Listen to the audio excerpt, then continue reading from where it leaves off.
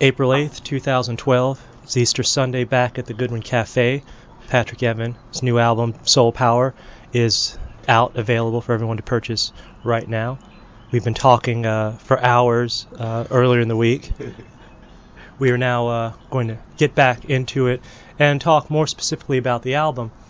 Tell me a bit about the Soul Power album and the process by which it came together, because I know that this is something you've been working on for a while. It's my first album since Aerial Tribe, my last band split. We did 3 albums together. Mm-hmm. And I mean, it's a good split too. Yeah, we all still love each other. Mm-hmm. But amicable. It's a very amicable split. You know. Mm-hmm. But so the drummer that used to be in Aerial Tribe, Ryan Leroy, yeah, you know, he has a studio, and he started like getting on me because he was like, well, listen, just because the band ain't together, you know, you got all these songs. He was like, why don't you come to my house in Orange Park? We'll record. We'll have some of our friends come over and play. And I was like, yeah, but I don't want the pressure of doing a CD and putting a CD, you know. I just needed a little break from like expectation of putting something out. Mm-hmm. But anyway, we recorded once a week and for months and months and months. And then after about 4 months in, we had about 6 songs recorded. And then he was like, okay, Brother P. He was like, at this point, we got 6 songs and you got way more. So he was like, we should go ahead and just do a project. He was like, no pressure. You know, we ain't gonna put no deadline on it. We, you know, we gotta do a project. So I agreed to it. And I'm glad. We had a ball. So many fantastic people, like Stan Piper, mm-hmm. played on it. Tell me who all plays on the album. Stan Piper, Jared May from Aerial Tribe, mm-hmm. Jesse Cruz from Aerial Tribe, CRUCE. Mm-hmm. Ryan Leroy from Aerial Tribe. I know it sounds like an Aerial Tribe, but here we go. It's like a reunion. Yeah. But now there's a lot more people though. Yes. Ian Kelly. Ian Kelly? Yes, bass player. Mm-hmm. Of course, Jesse Cruz is the guitar player. Jerry. Mm-hmm. Will Montgomery. Oh, yes. Played on quite a few things. Kenny Hamilton, who's been touring for a few years ago with Casey and the Sunshine Band. Mm-hmm. And now he's got his own band, Centropolis.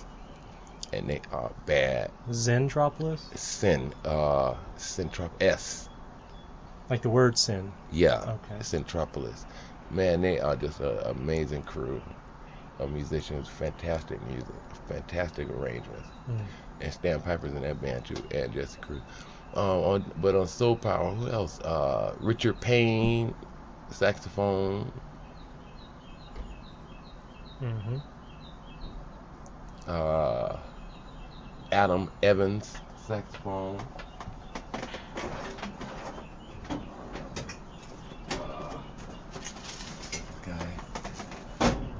Oh, Mike Tillis, bass.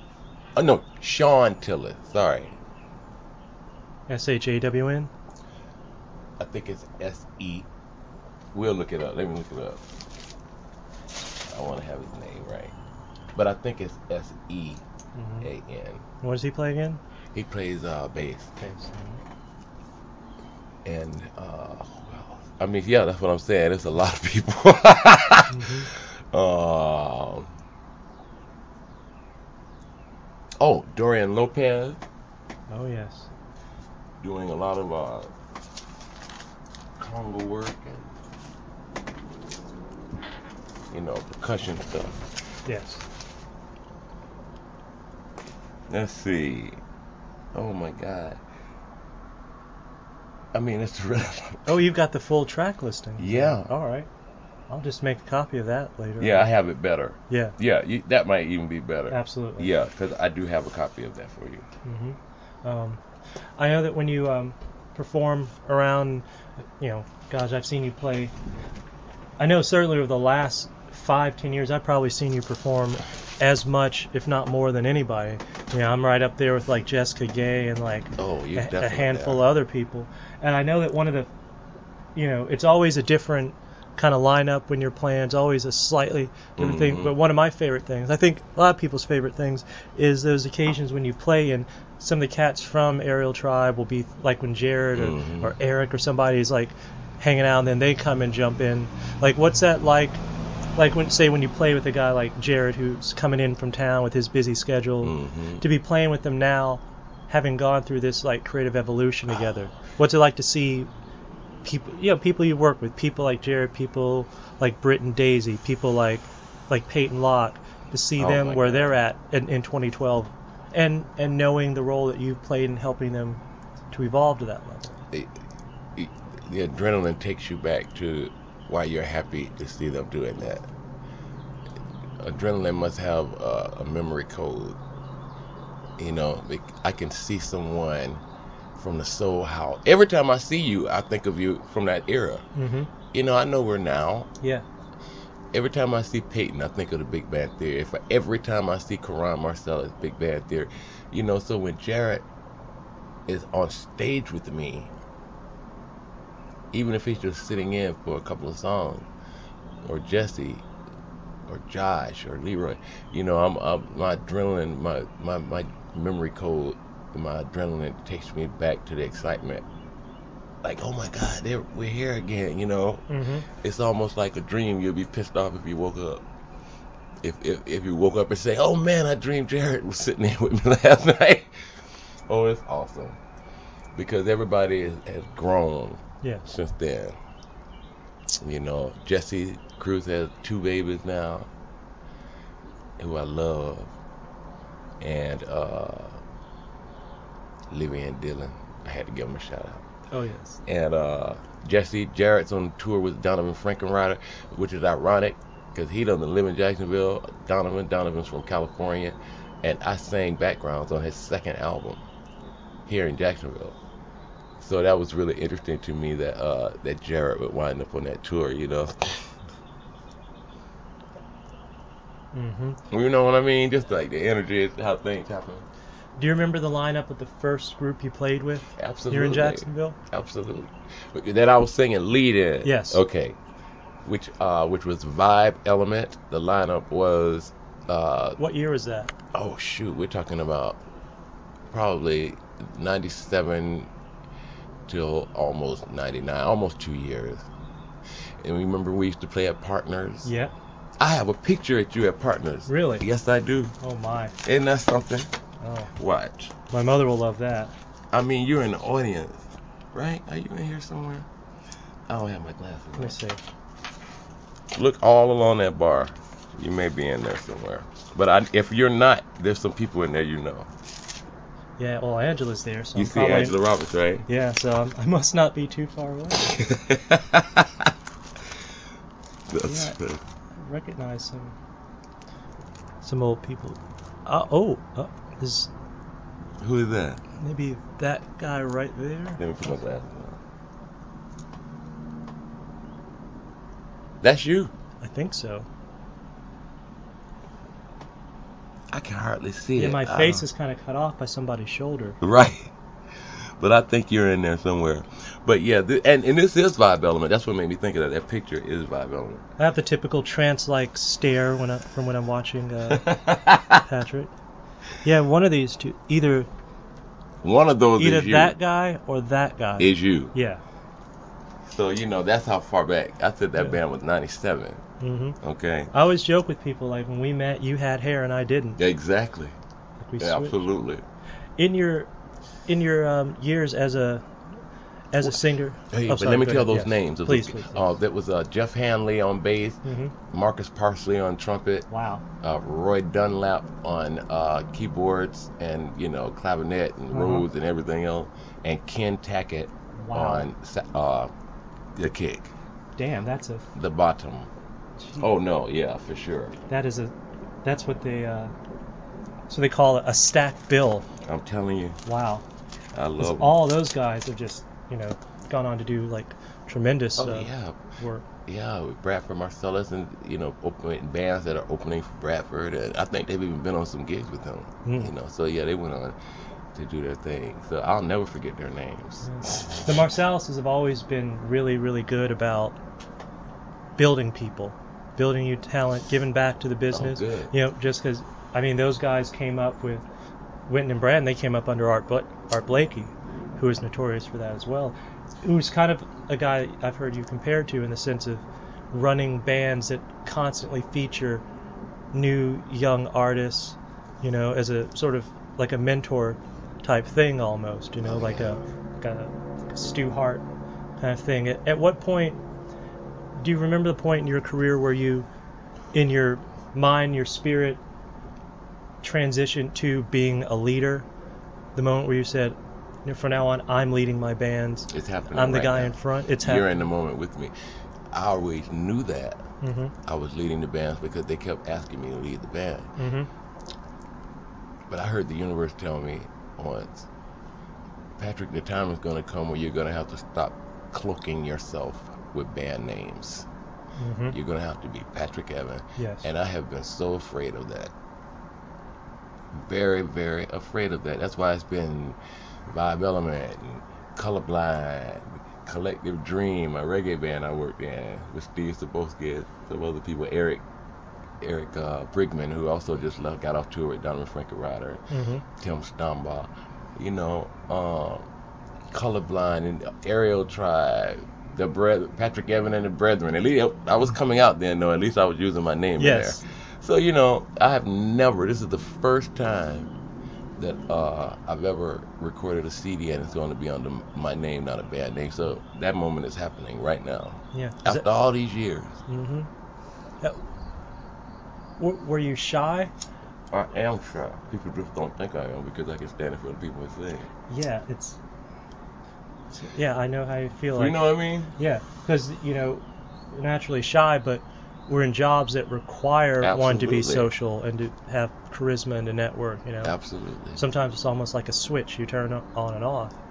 It is a switch, right? Like the last few days, I haven't been out. I haven't really even gone out much because I haven't been in the mood to do that. Like, I'm a pro wrestling fan. I always refer to it using the wrestling term kayfabe, which is like pig Latin for fake, but it basically means the scripted storyline related to the wrestling shows.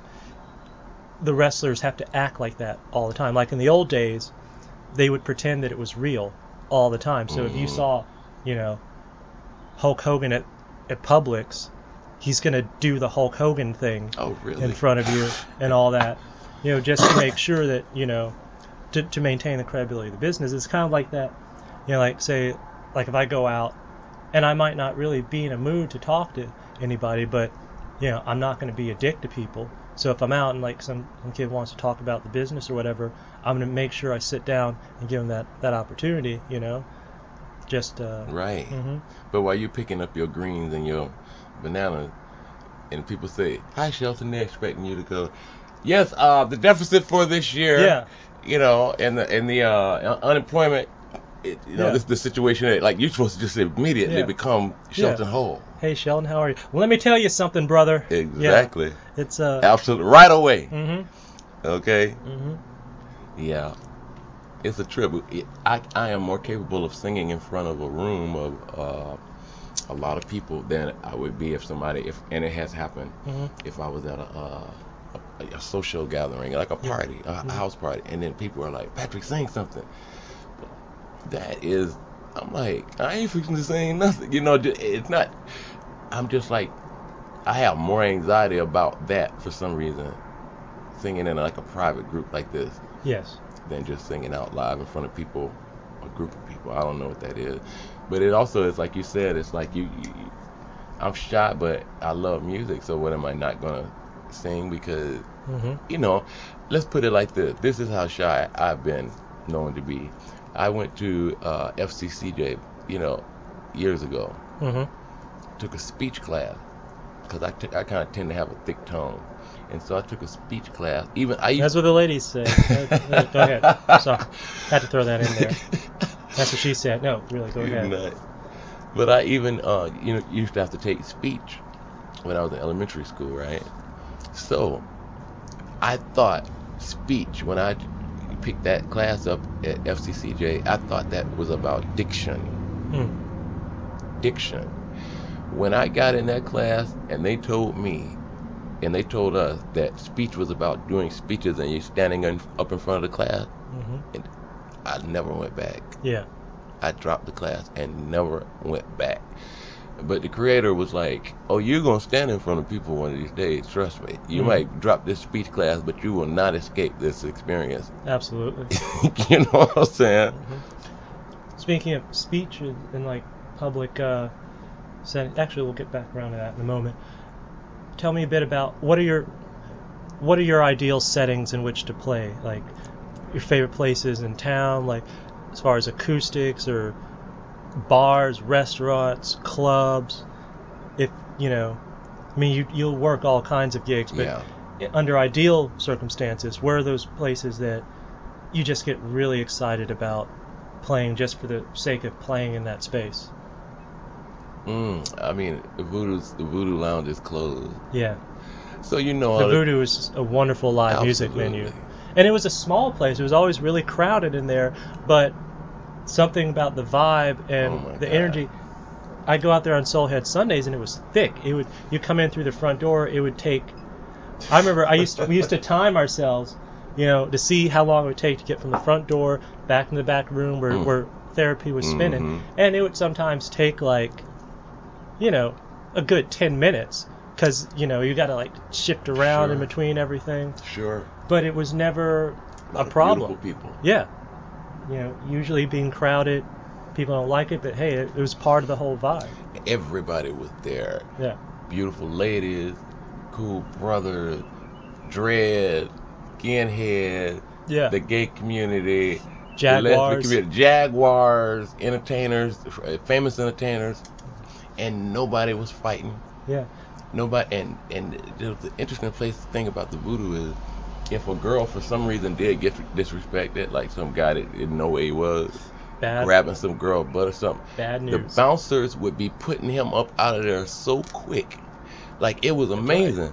It was like people were like, don't you know we don't we don't act like that here. That's another club, That's how it should be everywhere. I mean, it should be. If the ladies don't feel safe in a space, you're not gonna be making the money you need to make. Yeah, the ladies need to be there for their energy. Of course, they help the movement of the bar sales and everything because the ladies are there. So that's the thing. The Voodoo, all the guys there, not just the bouncers, were about protecting the ladies. There have been ladies in my career that have had to come and get me and say, Patrick, this, I remember one time at Partners, this girl was came and got me. I wasn't singing, I was on a break, and she came and got me. And she said, Patrick, this guy is at our table and we don't want him there. And he's just being a butt. Yeah. And I went over, and you know me, Brother Shelton. Yeah.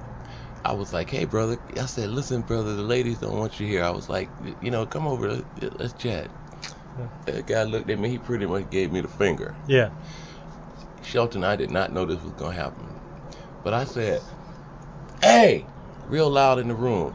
I said, this guy is being a jerk to these ladies. Every man and woman in that club came over to that table to the point where I was like, oh shoot, I wasn't really trying to create all this. Well, people aren't used to you raising your voice, so they're... Yeah, I was like, come on. Yeah. Like, what's the deal? We ain't around here for this. You're right.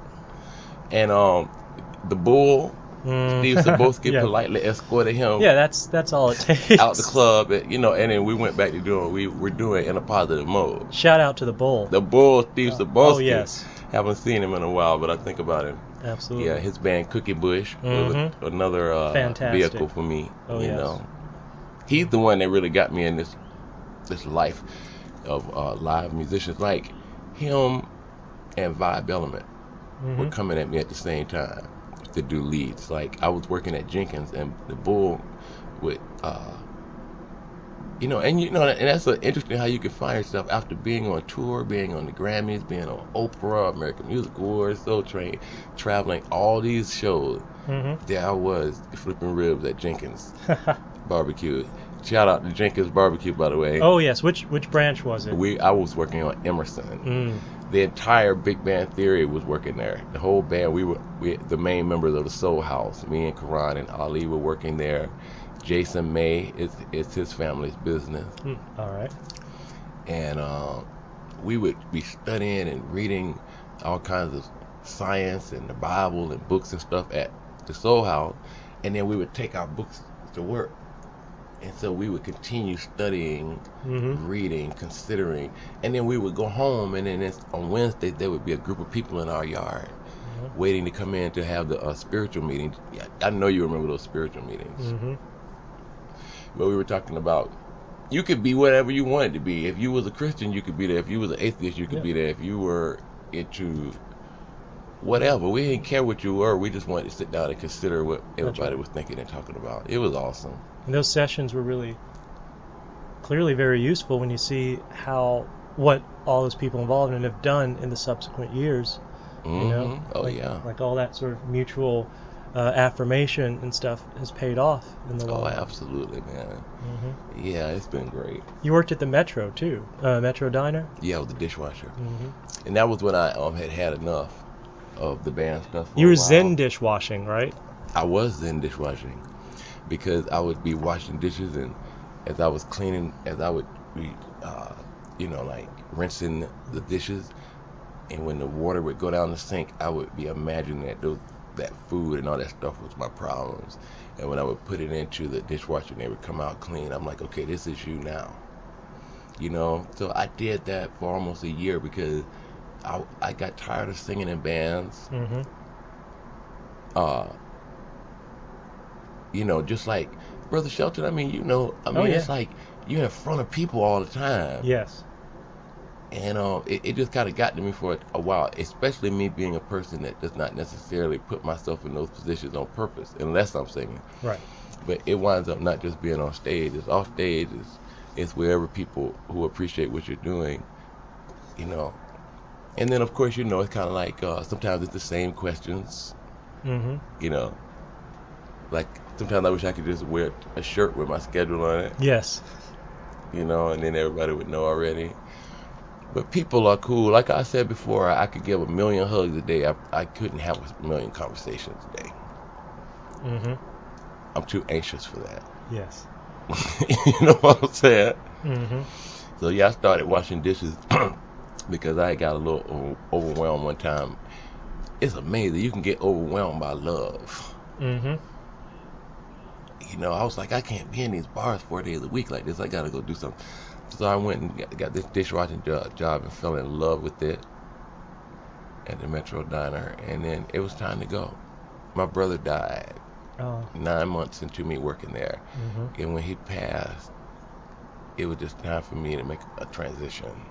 He made one, and I felt like that was a sign for me to make one. But it was a good time. Absolutely. And I'm still a very good dishwasher. My roommates will tell you. Oh, yeah. You know what I'm saying? I'm chain smoking. Oh, that's all right. I mean, smoking chains is even more dangerous than smoking cigarettes. You can inhale a lot of metallic dust. Be careful with that. But these are all natural. Nat Sherman. Nat Sherman. Absolutely. So I figure if you're gonna smoke, why smoke crappy cigarettes? Like when I see people smoking like these, and it's weird because I only really smoke cigarettes when I'm drinking or something. But to me, every brand of cigarettes has a unique flavor. Like Camels taste different from Marlboros. Different types of Camels, different types of Marlboros taste different. I see cats smoking like them 305s and those L&Ms and like fucking thing with the Indian head on it. Like, oh yeah, I've seen that. Nothing grosses me out more than like a sight of like a hot girl smoking shitty cigarettes. And I'm thinking, all right, if she's putting that in her mouth, what? Yeah. That's another. Yes. That's our next show. Yeah, I mean, you know. That's our public relations show. Yes. That's for the adult-only version of the show. Yes. The shows get raunchy sometimes. It's oh yeah. Well, I look forward to it. I remember when I didn't even smoke them at all. I was telling some friends of mine recently that I think I rebelled when my mother passed away. My mother passed in 1991. I was 27, I think, when she passed. 26, 27. After my mother passed, I got my ear pierced. I started smoking. I started experimenting. Just with stuff it was almost like, as long as she's here, I'm never going to do these things. Mm-hmm. You know what I'm saying? And then she passed. And then I was like, what's reefer? Yes. What's the cigarette experience? What is just being free without disappointing your mother? Even though I was in New York, that she just has that strong a hold in a raising, and you were in New York when she died? Mm-hmm. What was her name? Vera. Vera. Mm-hmm. Which is a Russian name that means faith. I found out a few years ago, and that was completely her. And then Parrish, her maiden last name, of course we know comes from church, priests and stuff that would have really like slave quarters and like on islands that were Christian based. Mm-hmm. Properties were called parishes. So she's like, she had two, like, faith parish in a way. You know what I'm saying? Mm-hmm. Yeah. How did it feel weird to be in New York when she died? I don't know how I could have been here. Yeah. Because there's no warriors. Yeah, I was tucked away. Mm-hmm. Safe and sound. When I say that, I'm saying that in a way like, I don't even know how I could have dealt with it being here. Yeah, it would have been too much. Yeah. Mm-hmm. I'd be at work sometimes, and I was working at a video store in New Jersey, and she was sick, and she was going through her road, and she would call me, and I'd be sometimes I'd be strong enough while we were talking, and then I would get off the phone, and I would just go in tears. My coworkers are like, what's going on? I was like, and I would tell them, and then sometimes I remember one time apologizing to her. I was like, I know I should call you more often. I was like, but Mom, I was like, this is so hard. Was it? And she knew. Was she ill? Cancer. Oh gosh. Mm-hmm. What kind? She had one breast removed, and then they realized that it was also her cervix. So. Gosh. Do you remember the last conversation you had with her? Absolutely. And she looked at me. She was on her bed at home in Grant Park, where you've been. Yep. And I was getting ready to go back to New York, and I remember she was rubbing on my face, and she said, "Don't ever forget all the things I taught you." And I haven't.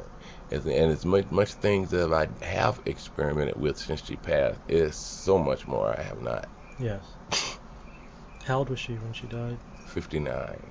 Mm-hmm. She was going to have her birthday in April. And I have a gig on her birthday this year, April 26th. Oh, wow. So she was, my father passed like 3 days after I was born. So there were... What day were you born? May 3rd. All right. And although there were 9 kids, my parents had 9 of us. Mm-hmm. There were 7 surviving by the time I was born. 2 had passed. There was a polio epidemic in Jacksonville. Oh, my. Back in the late 50s. And my mother lost 2 kids within 6 months. Wow. A 10-year-old daughter and a 2-year-old son. Jesus. Mm-hmm. I mean, I can't imagine the kind of strength it takes to keep going through that and to maintain like a positive attitude, Me either. I mean, I don't know how either. She was not a drinker. She didn't have men coming in and about our house. I have never, ever, and my mother was dating, seen a man come out of my mother's bedroom in my life. Now, I'm not saying, I understand, we grown, I understand that happens. I said my mother, I'm only talking about her. Yeah. That was the kind of thing. She was like, I can't let my son see some man that ain't their daddy coming out of my room, Yes. Like, I get it, I'm not downing the people that do it. I'm only talking about her. Yes. And her way. Yes. You dig what I'm saying? Mm-hmm. What was your father's name? Arthur. He was the singer. Arthur Miles McMillan. Arthur Miles. He was a singer. Mm-hmm. That's where I got the gene from. And What kind of stuff did he sing? well, they tell me that he sounded like oh God, what's this man's name? I can't think of it. Hmm. I'll call you and tell you something. But he was a big fan of this man. And so anyway, What'd he die of? my father had diabetes and he was an alcoholic. My understanding is that the two don't go together well. No, they don't. Because he was taking insulin and everything. Yeah. He was 38. Jeez. 38 years old. So he went into a diabetic coma when my mother was 8 months pregnant with me, and he was in that coma for 6 weeks. And I was born on May 3rd, and he passed on May 6th. So there were 7 kids left that my mother had alone. Oh my gosh. So one of my brothers, Larry, he volunteered and joined. Were you born in the same hospital that he died in? Absolutely. Mm. Which was Brewster, which doesn't even exist anymore, but it was part of what we know now as University. Mm-hmm. But it wasn't in that main, or Shands, which was University, it's now Shands. Brewster was right across the street. Mm. Mm-hmm. Brewster. And they tell me he was a soloist in Bethel. Reverend McKissick told me that. And I asked him, because Reverend McKissick, the senior, Yeah. actually grew up with my father. Like from Wow. kids, they grew up together. So when my aunt, my father's sister, passed away about 10 years now, I walked him out to the parking lot when he was leaving the hospital. I said, Reverend McKissick, I said, I'm the only one of all my 9 siblings that never met my father. I said, I know you grew up with him. I said, what could you tell me about him? And he said, for a man who had his faults, his character was impeccable. And I thought that was just the most brilliant thing that he could have said. Mm-hmm. It was awesome. I'll never forget that. Absolutely. For a man who had his faults, his character was impeccable. And that reminds me of some of the, That could be said of you. if I was going to say, it reminds me of what I hear people in their way, because I do have my faults, for sure. But I'm always aware that a human being is in front of me. And that automatically gives a person a certain amount of respect coming from me. Yes. That's a sentient being with feelings, emotion, a temper, Mm-hmm. a ego, all that is standing in front of me. A lot of it's being love, and a lot of it's beware. Mm-hmm. You know what I'm saying? So, yeah, but my father had moved to New York. He had tried to become a famous singer, and it didn't quite work out. And then my brother, in his same name, went when I was about 5, and he was doing shows like Ain't Misbehaving, Oh, wow. Fats Waller, and stuff like that, and Sophisticated Ladies. He might be a stand-in for. That was Arthur McMillan Jr.? Yeah, which he went by Miles, Myles, which was my father's middle name. And Britt and I thought that was so interesting, Bat Sauce, when we started working together, because I don't know a lot of people named Miles, but we thought it was so ironic that both of us have a brother named Miles. Yeah. I just saw Miles last night. Hmm. But my brother Miles has passed away now. When did he die? I was still in New York, so I must have been 93. Mm-hmm. And that was a very powerful, interesting experience, because he was like my big inspiration.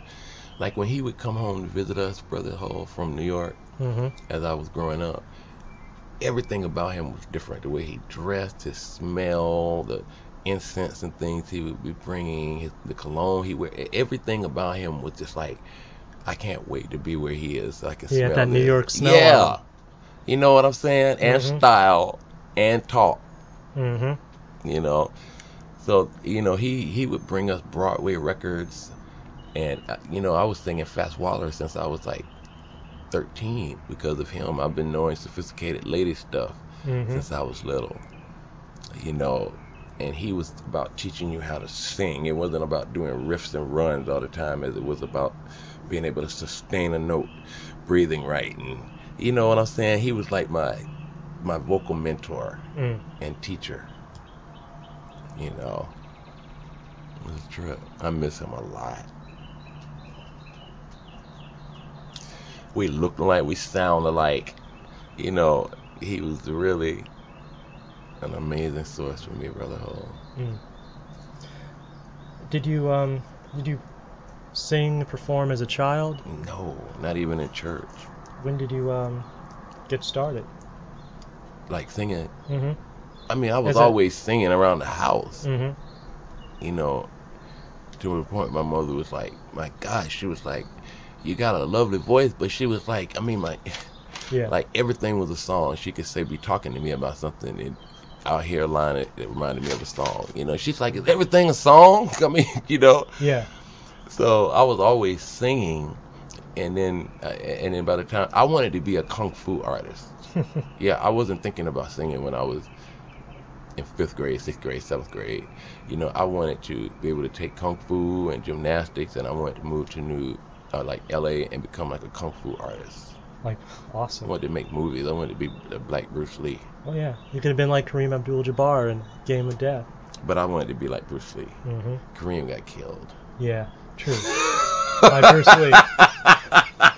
You know what I'm saying? Mm-hmm. I always like to joke, Chuck Norris is so tough, because they always tell this Chuck Norris joke. Chuck Norris is so tough, he almost beat Bruce Lee. Right, he did. He almost. Mm-hmm. Well, it's like it reminds me of like asking you like, how did you get into wrestling? I Yeah. mean, I was, you know, everybody was, Yeah. but you have sustained it. I mean, Mm-hmm. you like me with Shaka Khan, you like a real fan, Yeah. you know. So obviously you were watching when you were growing up. Obviously you at one point realized that it was somewhat theatrical. Absolutely. But you still get so much adrenaline Mm-hmm. from it. What do you think that is? Well, the right around the time I mean, we always, let's see, I was born in 1978. I probably realized it was fake by the time I was like 10 or 11 or so, because right around 1990 or so, they pretty much put it out there in the open. There were all kinds of legal issues that pretty much forced the wrestling industry to admit that it was predetermined. Mm-hmm. But right around that, and that's usually when most people, wrestling fans, drop out of it as kids. But then once I noticed the fakeness of it, I began to take note of how relevant it was to real life. So I'm like, okay, if I could spend 5 years thinking that Ric Flair and Dusty Rhodes want to kill each other, when in fact they were best friends the whole time, Wow. what else am I not understanding about the world around me? You know? It's like, because that was right as I was starting to get into politics, you know? And you'd see, like, I remember in the 80s, there were these two guys. Ronald Reagan was president. There was a guy named Tip O'Neill, who was the Speaker of the House. And, you know, big time. I mean, politically, they're as far apart as you can imagine, you know? Reagan was a right-wing Christian conservative, all that. Tip O'Neill was a left-wing liberal from Boston, the whole Kennedy School. But at the end of the day, they were both like 70-year-old Irish guys.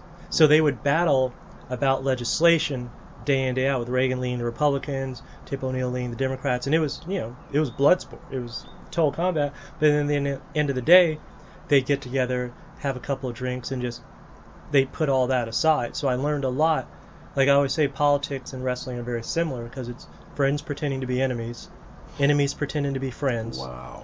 Everything that everyone says is like, for better or for worse, is basically a scam. Mm-hmm. Like you watch the way the news covers political issues, you know, whether it's the economy or the war or Trayvon Martin or whatever. Oh, yeah, man. It's never about just that issue, you know. Right. Like you know, like we did a story on TV about Patrick Evan. It's not about Patrick Evan. It's about everything else connected to Patrick Evan. But Patrick is the vehicle by which we can have that discussion of those things. I understand. You know, Sure. it's like But I like how you put that. You were like, if this thing that I feel so passionate about, and you're a kid, and you're like, wow, if this is fake, you know, how much more? And my mother had a wonderful quote I used to love. And she'd tell me something, and I'd be like, I didn't know that. She would be like, sweetheart, what you don't know could make a whole new world. wow. I mean, and she said that all my life. I remember her. She said, "What you don't know could make a whole new world." And as I have lived, I know what she's talking about now. Yep. You Because know? you've learned more and you've made a whole new world for yourself. Exactly. I feel like even though she won't be in this consciousness when I see her again, but I have had fantasies that I saw her again in heaven, and I'm like, Mom, I finally understood what you have been trying to tell me. I mean, and how did you know all that? First of all, you know, Yeah.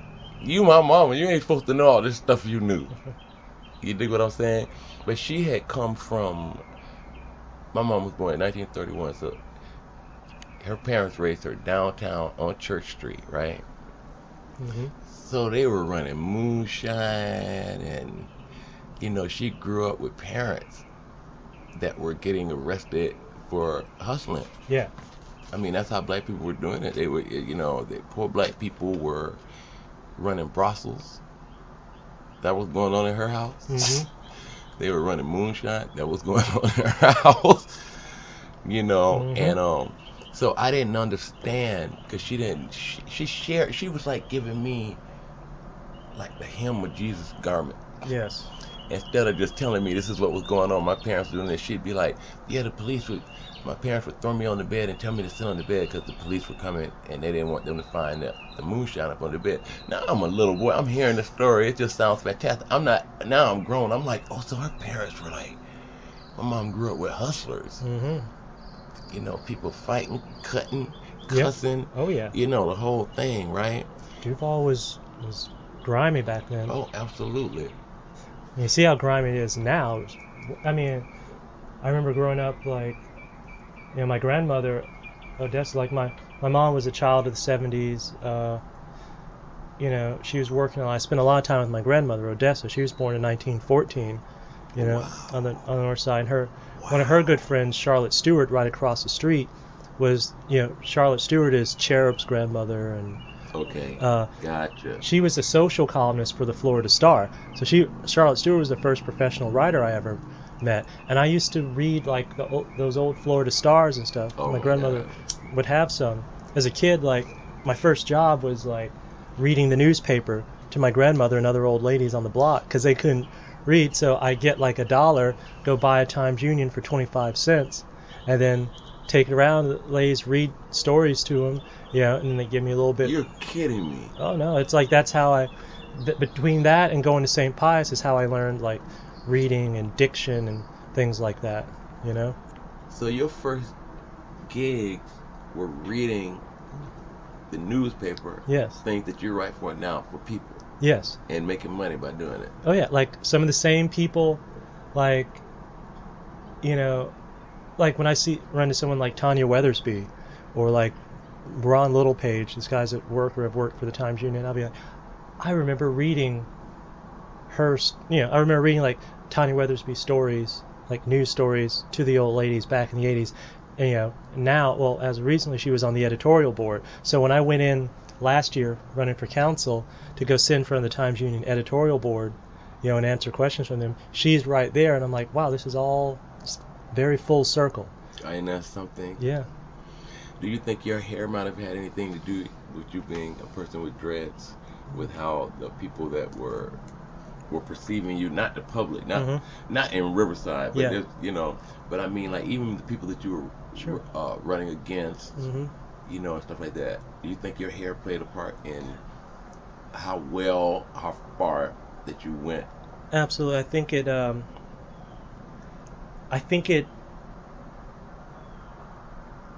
it helped as much as it hurt. Like obviously the negative aspects were people associate the locks with certain things. See, now a few years ago we would have been associated primarily with just totally all the Bob Marley, Rasta stuff. But, you know, in recent years, especially down here in the South, got a lot of black men with dreads committing heinous crimes. Yeah. See all these guys with locks, like with the mug shots up, like raping people and shooting people up and stuff. So now it gets more of a thuggish connotation. No, exactly. So some like conservative establishment types might not be able to differentiate from that. Absolutely. But at the same time, it was also like a positive because a lot of people out there would respond to me or react to me or show some interest in my candidacy that would never give a shit about anything else related to politics. Maybe an Obama thing, maybe an Alvin Brown type thing, but like some people would look at me and say, well, I don't know much about him, but he seems like someone that's thinking the way I am, you know, especially as far as, you know, I'm a Republican, you know, for the number one because of Lincoln, number two because of Nixon, and number three because I just don't like the government up in my shit. I'm opposed to the drug war, but I'm also pro-choice. Right. It's the same thing, you know. If you can't be saying, hey, let's end the drug war, let's lower taxes and all that, and then tell a woman she can't make decisions about her own body, you know. Wow. It's like a woman can't get, you know, health care, health insurance for like birth control, things like that, then, you know, what am I going to do if I break my finger, you know? I got a friend, she broke her finger. She has a great musician, Wagner. You know, she's not sure. I saw her the other day. She's not sure how she's going to handle that, and that's and that kind of shit is what pisses me off. Me too. You know, see a cat like Brian Hicks have to die slowly, because we live in a society that doesn't value creation. You know, it's the kind of that's one of the reasons I ran for office. Stuff like that really puts a chip on my shoulder. You know. It's like, I'm not bothered much about stuff that happens to me, but when I see this whole concept that we've gotten into in the 21st century where the worst shit happens to the best people, you know, it pisses me off, you know. Right. And, you know, I think when I was running, sometimes I maybe spoke a little more forcefully than I should have about certain things. Oh, it was hilarious. It's like, you know, we're all opposed to crime, but cats really didn't want to hear the exact details of my crime control plan. No, they did. They wouldn't say it. Mm. You were at those council meetings the voice of things people are probably saying at home with their spouse, their husbands, or their wife, or their friends. You were like, shoot, I just say let's just find out where they live and just do a couple of drive-bys. You know what I'm saying? Yeah. Like, that's the stuff people are thinking. You know, there are people who wish it was like in other countries, how they say, like, you steal something, they'll cut your head off and stuff like that. Yeah. Their crime rate is way lower. Now, I'm not saying we should be doing that. I'm not saying we shouldn't be doing that. I'm saying, like, look at the difference. I judge people by how they treat the innocent or people who are weaker than them. Like, there's a lot of crime out there that's just like two grown-ass men beefing over something. Maybe they're beefing over drug profits or whatever, and someone gets hurt, someone dies. That sucks. That's unfortunate, but that is two grown... You know, hoods killing hoods is a different thing than grown-ass men, like, snatching children off the street or, like, raping women or sticking up old people. Because to me, it's not just violence, but there's a cowardly aspect to it. Absolutely. Because it's not like the guy is so, say somebody's so poor they got to go rob somebody. You know, well, why are you going to go rob some old woman that you know probably doesn't have much just to get a few dollars for her, because you know she's not going to resist? Now, when you see cats that are so desperate for money that they're robbing a bank or robbing armored trucks and stuff, that's wrong too, but that's at least picking on somebody that can give back as much as they take. I was you know what I mean? Like, why are you gonna be, pick up an old lady? Yeah. Like you've never heard of anyone carjacking a cop. Yeah. You know? That they knew was one anyway. Yeah, like to actually carjack a cop car with police officers in it, that would be wrong too, but the guy who does that is... That's a very good point. He's putting himself in, that's a fair fight. Yeah. Exactly. Yeah, not an old woman with a cane who just got a Social Security check. Yeah, because that stuff is kind of shady. It's like, you see guys who like treat their girlfriends or their wives like shit, smack them around and all that. They get real quiet and real fucking mellow when they're out in the spot and I'm around, or there's like real cats around that they know that, they'll be on their best fucking behavior. The girl will be like, oh, he's so nice today. I don't know what it is. It's like, well, he knows not to pull that shit. Like when company come around, you be on your best behavior. Exactly. Because when people can't, I'm always like mindful of self-control.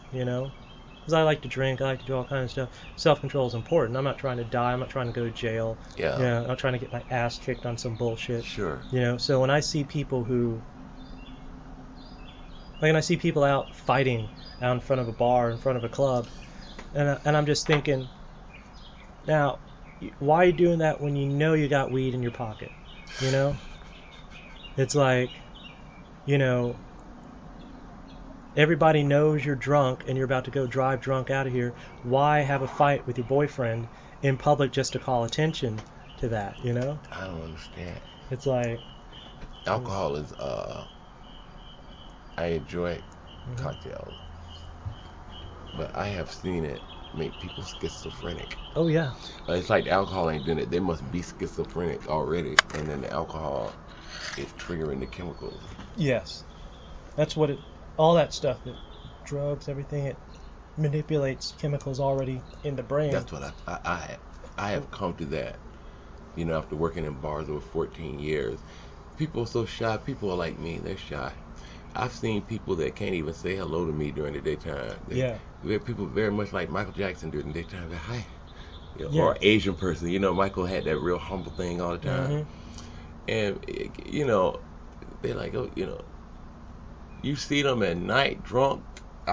They hugging on me like I am their best friend. Like we met each other's mamas and that we know each other so well. And it's like, maybe the alcohol, maybe that's really how they would like to be all the time. Yeah. You know, Yes. maybe they really want to hug me, you know, all the time. People use alcohol and drugs, especially alcohol, I think, as an excuse to say and do things that they wanted to say and do anyway. Yep. It's like that's why they call it liquid courage. I agree. You know, it's like you know, we were talking about the kayfabe earlier. Like I'll go out. You know, usually when you see me out at the bar and in the club, you know, particularly down like Birdies or something like that. For me, it's like I work my ass. I believe my motto is work hard, play harder. So when I'm out riding, when I'm out working, you know, doing my job, I like to do it until I'm exhausted. So sometimes when I get to the bar, it's like I just put in 12 hours. My brain is fried. Right. I want to get a beer and just sit there and sip on it for about 15 minutes, mellow out, forget about all the pictures of dead bodies I had to look at on the internet. Oh my God. Forget about all the hate mail I had to respond politely to, and you know, just sit and relax for 15 minutes, and then I can, you know, get back in the kayfabe and do things. I rarely get drunk. When I get drunk, it's usually a matter of hanging out with my friends for a long period of time, and you know how Riverside is like. We all run with a bunch of like hardcore whiskey drinkers. Mm-hmm. You know, it's like I mean, like not even guys and girls. Like I do not.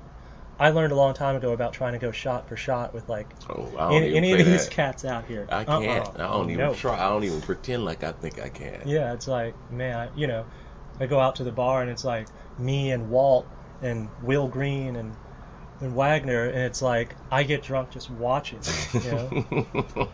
So I'm always fairly controlled, but then like say if I like see my ex out or something, like I'll just get sad, and then it's like, oh, I need another drink. Okay. You know? Like whenever I see her, like I either leave or I immediately go and get another drink and like drain it just to like maintain the equilibrium. Mm-hmm. You know. Wow. Interesting. Yes. Well, you can also go another place. That's true. I know. I do. I go. Well, you know, I go to other places, but it's I like know. you know, it shouldn't matter. You know, I it's agree like with it. that. I mean, it's important to not let things bother you, especially things you can't control. Right. You know, the biggest challenge. I know the biggest challenge in my life, and I think it's true for a lot of people, is simply being able to differentiate between the things I can control and the things I can't. Yeah. We spend time worrying and stressing out over the stuff that's out of our hands. That's just time that we're not able to actually do the things that we can be I doing agree. and should be doing, you know? I agree. I think I spend more time thinking about stuff that I wish was a certain way than dealing with what is. Yes. I'm always like looking for the pot at the end of the rainbow instead of like painting the colors of the rainbow. Mm-hmm. And then you'll find the pot because you paint all the way down, it'll be there. That's you know? right. Yes. And I realized that. Mm-hmm. But it's still, the ego makes you think that you've been doing something for so long that you deserve some kind of a reciprocity, Yes. But maybe you're really not ready. Maybe the universe itself actually knows, wow, he really thinks he's ready, but he's not ready. The universe owes us nothing. We owe the universe. Yeah, and I try to do as much as I can. I like doing volunteer work, and that makes me feel really good. Absolutely. I did stuff with the Clara White Mission, as you know, for about a year and a half. Oh, yes. And then I wrote them a couple of songs, and then I still work with the River Keepers, and I have adopted. Well, when I was living in Grand Park recently, I adopted Kings Road. And the city donated me, Vivian Harrell from Clean It Up, Green It Up, donated me some bags and gloves. And I cleaned up about 6-7 blocks on Kings Road. I must have had like 20 bags of trash. And just cleaning it up. I mean, like, I grew up on Kings Road. Did you really? Mm-hmm. What street? I mean, that's Kings Road, but off between what and what? Well, I grew up on 11th Street, 11th and Myrtle. Okay, 11th gotcha. like intersects with King. And then when I was around 12, I moved in with my aunt on Spires Avenue, which exactly is like right across the street from that's cool. James Weldon Johnson. Yeah. And EWC and all that. Really? Mm-hmm. Yeah, well, I wish people could get inspired by just like picking up some trash. Absolutely. I still I remember the conversation we had about the red caps. Yep, the red caps, and I'm not done with that. I just have to focus on something else right now. But the red caps were a good thing. Not only was it a good summer program and give kids a little money at the end of the summer, but it was also giving them something productive to do. They were cleaning up their neighborhoods. We would see that and be like, civic pride. Yeah, it was awesome. And for me to call the city and them to not even have heard of the red cap, they don't even know Yeah. They hadn't even heard of them. Yeah. It'd be like not knowing who Colonel Corpuscle is, or Sergeant Corpuscle, or Jack the Bellboy, some of those old like WZAZ 1460 AM cats, That's funny. I remember the Bellboy. Now I know who you're talking about. And Hoyle Dempsey and all those. I was in New York a lot of that time, but I remember quite a few of them. Barely a week goes by that people don't ask me about the Grease Man. I remember the Grease Man. I remember Larry Brody. Oh, hey now. Pressure cooker. Pressure cooker. I remember all Pressure cooker. I remember all that. And Larry Brody had the whole city saying, hey now. Mm-hmm. Those were the days, the radio industry in Jacksonville, I remember as a music fan growing up, I'd buy tapes and buy records and stuff, but this was before CDs and internet and all that, so we were music fans were very much dependent on the radio. Like, we all listened to the radio, and in the 80s and whatnot, like, the radio industry in this town had so much flavor. Like, every station had its own character, had its identity. It had, they had DJs that were part of the community. 95X. Mm-hmm. And then it got all, kind of commodified. All the stations started being bought up by the same people. And, so it took a lot of the freshness away. Absolutely. For a long time you just couldn't hear local musicians on local radio. Can you now? You can now a little bit, without a record deal? Yeah, they're making an effort. It took a long time, but I know that Clear Channel does some stuff now, like the local indie bands. WJCT is really good about it. Their jazz show airs some local jazz stuff. They have Electro Lounge. Yeah, and that's right. This thing called the Indie Endeavor that used to be hosted by Devin Ballara. Now it's hosted by DJ Aaron Lee. All three of those shows have they devote a lot of space to local talent. There's this show called Lost in the Stacks, which is done by people who run the music department at the Jacksonville Library. So they play music from their collection, and that includes local stuff sometimes. And I think people are slowly starting, and you're even getting a little bit of it on television, now with WB17 and Channel 4. And they can always do more, but I think they're starting to realize that the artists and musicians in this town, there's talent there, and there's money to be made off it, especially in a tourist economy. The way to compete I mean, you know, we're talking about how we compete with Tallahassee and Gainesville and Orlando and Tampa and Miami. First step is building on this local art and culture, because we've got some of the best musicians. Oh You know, my not just God. you and your crew, but we've got some of the best And musicians some in the bad country. musicians in You're right, Jacksonville. absolutely. And I mean, some bad ones. because when you talk about Duval, you're talking about the whole country.